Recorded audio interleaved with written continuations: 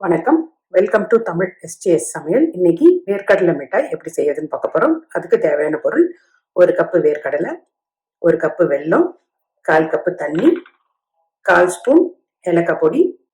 இப்போ எப்படி செய்யறதுன்னு பார்க்கலாம். ஒரு பேன்ல வெல்லத்தை சேர்த்துக்கோங்க. நான் சுத்தமான வெல்லம் வாங்கி வச்சிருக்கேன். இதுல எந்த கல்லோ மண்ணோ இருக்காது. அப்படி இருக்குதுன்னா இதை லைட்டா பாக காய்ச்சி வடிகட்டி வச்சுக்கோங்க. இதுக்கு 1/4 கப்பு தண்ணி விட்டு வெல்லமும் தண்ணியும் சேர்த்து இது கொதிக்கிற வரைக்கும் கிண்டி விட்டுக்கிட்டே இருங்க. பாகு இந்த மாதிரி நல்லா பொங்கி வரும்போது கிண்டி விடுங்க, இல்லைன்னா அடி பிடிச்சிக்கும்.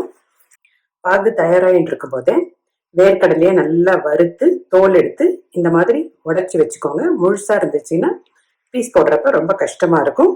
அதே மாதிரி ஒரு கப்ல தண்ணி எடுத்து வச்சுக்கோங்க, பாகோடைய அது பதம் பார்க்கறதுக்காக. பாகு பதம் பார்க்கலாம். எடுத்து இப்படி தண்ணியில விட்டுட்டு எடுக்க வருதா பாருங்க. எடுக்க வரல, அப்ப இன்னும் சரியாகல. இன்னும் கொஞ்சம் நேரம் கழிச்சு மறுபடியும் பார்க்கலாம். பாகு கொதிச்சுட்டு இருக்கப்ப ஒரு 1 இல்ல 2 தடவை இந்த மாதிரி போட்டு பாருங்க. எப்ப இந்த மாதிரி உங்களுக்கு எடுத்து இப்படி உடைக்க வருதோ இப்ப கடலையை சேர்த்துக்கலாம்.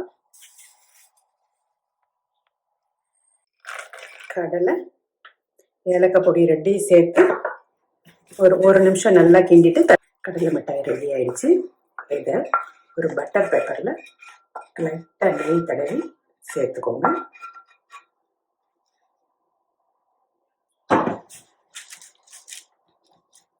லைட்டா இந்த மாதிரி அகலமாக்கி விட்டுட்டு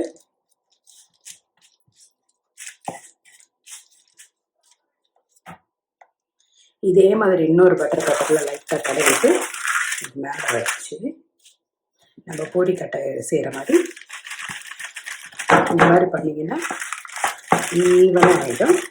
கட் பண்ணும்போது ஒரே அளவாக எடுத்துக்கலாம்.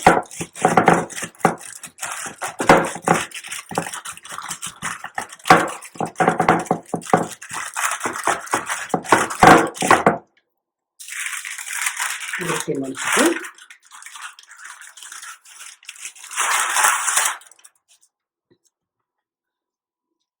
இப்பயே பீஸ் போட்டுருங்க. ஆறிடுச்சுன்னா பீஸ் போட கஷ்டமா இருக்கும். பீஸ் போட்டு ஆறுனதுக்கு அப்புறம் தனித்தனியா எடுத்துக்கலாம்.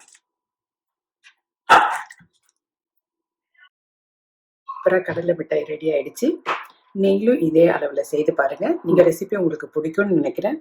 இந்த ரெசிபி உங்களுக்கு பிடிச்சிருந்தா எங்க சேனலை மறக்காம லைக் பண்ணுங்க, ஷேர் பண்ணுங்க, கமெண்ட் பண்ணுங்க, சப்ஸ்கிரைப் பண்ணுங்க. தேங்க்யூ ஃபார் வாட்சிங்.